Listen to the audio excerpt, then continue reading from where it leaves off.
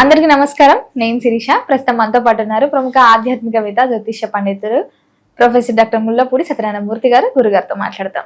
నమస్కారం గురుగారు. నమస్కారం శిరీష. గురుగారు, జూన్ మాసంలో తులారాశి వారికి ఎలా ఉండబోతుంది అంటారు? ఎలాంటి జాగ్రత్తలు తీసుకోవచ్చు అంటారు? ఈ జూన్ 2 కి గురుగ్రహ సంచారం జరగబోతుంది కాబట్టి దాని ఫలితాలు ఎలా ఉంటాయి అంటారు? ఓవరాల్ గా చూసుకుంటే ఈ రాశి వారికి ఈ మాసంలో గ్రహ గోచారం కూడా ఎలా ఉంటుంది అంటారు? తులారాశి వారికి స్వయం కృతాపరాధాలు, వీళ్ళు వాళ్ళ వల్ల ఈ జూన్ నెలలో వాళ్ళ కాళ్ళకు వాళ్ళే అడ్లేసుకుంటారు. ఇప్పుడు ఆవు దూడ తినమని చెప్పేసి రైతు ఏం చేస్తాడంటే పొలంలో వదిలేస్తాడు ఆవుని దూడని, మెడలో ఒక రాడ్ కడతాడు. అదేం చేస్తుందంటే అటు ఇటు తిరుగుతూ ఆ రాడ్ని కాళ్ళల్లోకి వేసేసుకొని అదే పడిపోద్ది అక్కడ. ఆ రైతు ఉద్దేశం ఏంటి? ఆ పొలంలో అక్కడే తిన్ను, పక్కనోడు పొలంకి వెళ్ళకు, యువతల పక్కనోడు పొలంకి వెళ్ళకు తిడతారని. వీళ్ళు ఏం చేస్తారు, అక్కడికక్కడే తింటూ కాళ్ళని తాడుకి అడ్డేసుకొని ఇక్కడ పడిపోయి ఈ విధంగా ఫలితాన్ని తెచ్చుకోలేకపోతారు. వాళ్ళ చేతుల్లోనే అవకాశాలు ఉన్నా వీళ్ళు తులారాశి వాళ్ళు అవకాశాన్ని ఉపయోగించుకోలేకపోతారు. అండ్ ఏంటంటే వీళ్ళ యొక్క ఇన్వాల్వ్మెంట్ లేకుండానే వీళ్ళ పూర్వీకులు, వీళ్ళ ఫాదర్లు కానీ లేకపోతే ఇతరులు వాళ్ళ యొక్క చేసినటువంటి కుటుంబంలో ఉన్నటువంటి ఫ్యామిలీ మెంబర్స్ యొక్క తప్పుల వల్ల వీళ్ళు బలవుతారు. నెంబర్ 3, బ్రహ్మాండమైనటువంటి ఉద్యోగం వచ్చినప్పుడు దాని ఛాన్సెస్ వదిలేసుకొని ఇప్పుడు రిజైన్ చేసేసి, లేకపోతే ఏదో సంథింగ్ చేసి కొత్త ఎక్కువ జీతం వస్తుంది అని చెప్పేసి రిజైన్ చేయడం, హోల్డ్లోకి వెళ్ళిపోవడం, ఇలా ఏదో సమ్ ప్రాబ్లమ్స్ వల్ల స్వయంకృతాపరాధాల వల్ల ఉద్యోగం లే ఆఫ్ అనేటటువంటిది జరిగింది. ఇప్పుడు ప్రజెంట్ ఏంటంటే ఈ జూన్ 2, 2026 సంవత్సరంలో గురుడు కేంద్రంలోకి వస్తున్నాడు. మొన్నటి వరకు భాగ్యంలో ఉన్నాడు. కోర్టు కేసులతో సతమతమయ్యారు. ఇప్పుడు కూడా తిరగాలి, గురుడు కేంద్రంలో ఉన్నారు. అయితే కొంతవరకు రిలీఫ్ అనేటటువంటిది ఉంటుంది. షష్ఠ స్థితిగతుడైనటువంటి శనిగ్రహ ప్రభావం వలన వీళ్ళకి చక్కగా ఏమవుతుందంటే ఆరోగ్యం బాగుంటుంది, లాంగిటివిటీ ఆఫ్ లైఫ్ పెరుగుతుంది. ఏమిటండి ఆయుర్దాయం పెరగడం ఏమిటండి అనుకోవచ్చు. రోజు మందు తాగేవాడు ఉంటాడు, వాడు మందు బాబులతో ఫ్రెండ్షిప్ చేయకపోతే వాడు మందు తాగడు కదా. ఆ రోజు వాడి ఆరోగ్యం బాగుంటుంది, కిడ్నీలో ఎవరో పోకుండా ఉంటుంది. ఆ విధంగా మనం అభ్యాసం ప్రతిదీ మన చేతిలోనే ఉంటుంది అనమాట. మన చేతుల్లో ఏముండదు. రాశి ఫలాలంతా, జాతకాలంతా బోగస్, ఫేక్ సైన్స్, ఆస్ట్రాలజీ అని పనికిమాల వెధవలు కొంతమంది చెప్తా ఉంటారు, నాస్తికులు వీళ్ళు. ఎలా అంటే every one is the master of his fate. మన యొక్క అదృష్టం మన చేతుల్లోనే మార్చుకుంటాం మనం ఫేట్ అనేది. ఆ విధంగా మంచి ఆరోగ్యకరమైనటువంటి అలవాట్లు చేసుకుంటారు తులారాశి వాళ్ళు ఈ నెలలో. చెడ్డ వాళ్ళతో దోస్తానం మానేస్తారు. తద్వారా వీళ్ళకి ఆరోగ్యాలు బాగా పెరుగుతాయి. తర్వాత మంచిగా ఆర్గన్స్ అన్నీ కూడా మంచిగా పనిచేస్తాయి. మరి విద్యార్థులకు కూడా ఎలా ఉంటుందంటారు ఈ మాసంలో? విద్యార్థులు ఆ కాలంలో విద్యార్థులు వేరు, ఈ కాలంలో విద్యార్థులు వేరు. విద్యార్థులు పుస్తకాలు తీసేవారు, ఇప్పుడు పుస్తకాలు తీరేళ్ళు తీసినా కూడా వీళ్ళకి సెన్స్, అందులో క్రీమ్ పట్టుకోలేకపోతున్నారు. తర్వాత విలాసాలు, తర్వాత ఎంజాయ్మెంట్, ఇలా తయారయ్యారు. ఇటువంటి దానివల్ల విద్యార్థులు కాస్త చదువు పోగొట్టుకున్నారు. 1,34,000 ర్యాంకులు, 1,37,000 ర్యాంకులు, 42 మార్కులు ఏంటి ఎంసెట్లో? అసలు ఒక్క మార్క్ తగ్గితేనే ఫుల్ ఇచ్చేసేవారు, ఏడ్చేవారు. ఇప్పుడు మేడ్చల్ నుంచి ఒక అమ్మాయి 156.34%తో చక్కగా 160కి కొట్టిపడేసింది, ఫస్ట్ ర్యాంక్. చిన్న అమ్మాయి, తులారాశి అమ్మాయి, పల్లెటూరు అమ్మాయి, పెద్ద ఇదేం లేదు. వీళ్ళంతా పీకుతాం చేస్తామని చెప్పేసి నారాయణ, శ్రీ చైతన్య, లేకపోతే ఐఐటి, ఫిడ్జి, ఇలా కాలేజీల్లోకి వెళ్ళిన స్టూడెంట్స్ అంతా ఆ కాలేజెస్ ఎలా ఉన్నాయో కానీ వాళ్ళు ఎలా చెప్తారంటే ఐఐటి కావాలా పేరెంట్స్కి అనమాట, మేము ఇచ్చేస్తాం అని. ఏదో ఐఐటీలు వీళ్ళ చేతిలో ఉన్నట్టు, ఏదో వీళ్ళ కాంట్రాక్ట్ ఉన్నట్టు.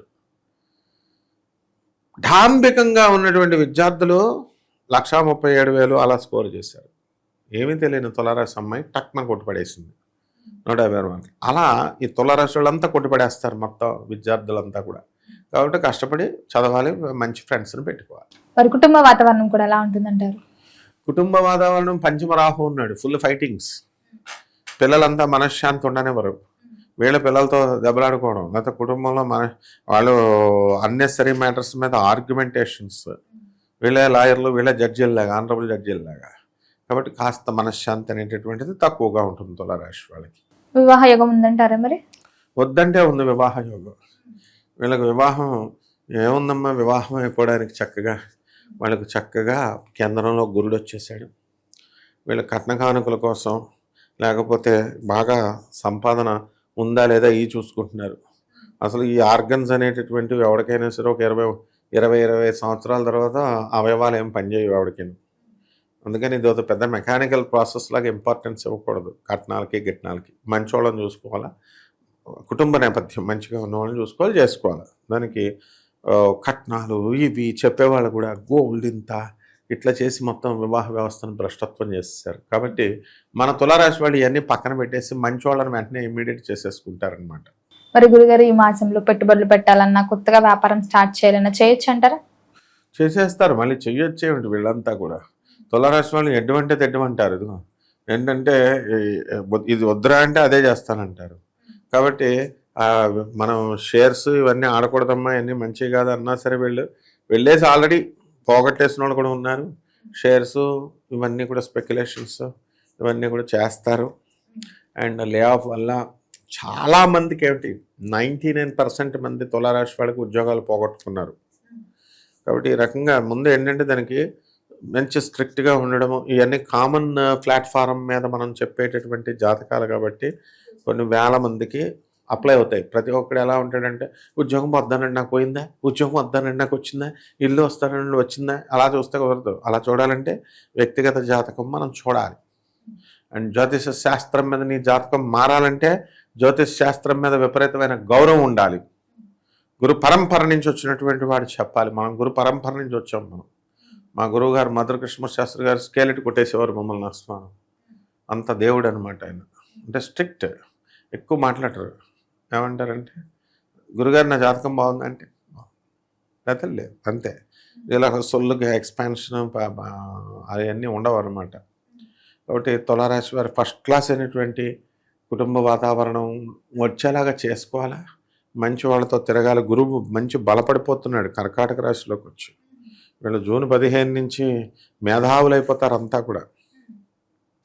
తర్వాత కొంతకాలం అలా సాగుతూ ఉంటుంది అనమాట. మరి గురుగారు ఈ జూన్ 15 రోజుల ముందు బాగుంటుందంటారా, అమావాస్య తర్వాత వీళ్ళకి కలిసి వస్తుందంటారా? ఇప్పుడు జూన్ 15 లోపలంతా కూడా మనకి భాగ్యంలో 2 రోజులు ఉంటాడు. తర్వాత అంతా కూడా కేంద్రంలోకి వస్తాడు, రాజ్య స్థితిగతుడు అవుతున్నాడు. తర్వాత అందువలన బాగానే ఉంటుంది. అండ్ ఫస్ట్ 15 డేస్ కంటే కూడా ఇంకా నెక్స్ట్ 15 డేస్ చాలా బాగుంటుందని మనం చెప్పుకోవచ్చు. మరి గురుగారు ఈ మాసం అంతా తులారాశి వారందరికీ బాగుండాలంటే ఏ దైవారాధన బాగుంటుంది, ఎలాంటి పరిహారాలు చేసుకోవచ్చు అంటారు? రామ్ రామ్ రామ్ అంటూ రామనామ జపం చేసుకోవాలి. తర్వాత శ్రీరామ రామ రామేతి రమే రామే మనోరమే సహస్రనామ తత్తుల్యం రామనామ వరాననే ఈ మంత్రాన్ని జపించుకోవాలి. తర్వాత మనకి దేవతా వృక్షాలు ఉంటాయి, జమ్మి చెట్టుకు నీళ్లు పోయాలి. జమ్మి చెట్టుని ఇంటి దగ్గర పెంచాలి. దాని మొదల్లో దండం పెట్టుకోవాలి. ఏమండి చెట్టు పెద్దది వద్దు కదండి అంటే నీడనిస్తుంది కదా. ఫారెస్టేషన్ వేస్తే చెట్లు ఎంత ఉంటే అంత మంచిది. కాబట్టి బుద్ధి లేనటువంటి వాళ్ళు చాలామంది చూడు, ఇంటి పక్కన వాళ్ళు అవతల పక్కన వాళ్ళు పూల చెట్లు కూడా బాగా పూస్తుంటే ఓర్చుకోలేని వాళ్ళు ఎరగొట్టేస్తూ ఉంటారు కొమ్మలు, స్టూపిడ్ ఫెలోస్. అలాగే దౌర్భాగ్యం ఏమిటంటే చెట్ల మీద ఏడుస్తారు, చెట్లు శపిచ్చేస్తాయి. కాబట్టి బాగుండాలంటే అంతే జమ్మి చెట్టు వేయాలి. జమ్మి చెట్టు వేసుకుంటేనే బాగుంటుంది. జమ్మి చెట్టుకు పూజ చేసుకోవాలి, లేదంటే లేదంతే అనమాట. గురుగారు మొత్తం మీద ఈ మాసంలో తులారాశి వారికి ఎలా ఉంది, ఎలాంటి జాగ్రత్తలు తీసుకోవాలో తెలియజేసినందుకు ధన్యవాదాలండి. ధన్యవాదాలు.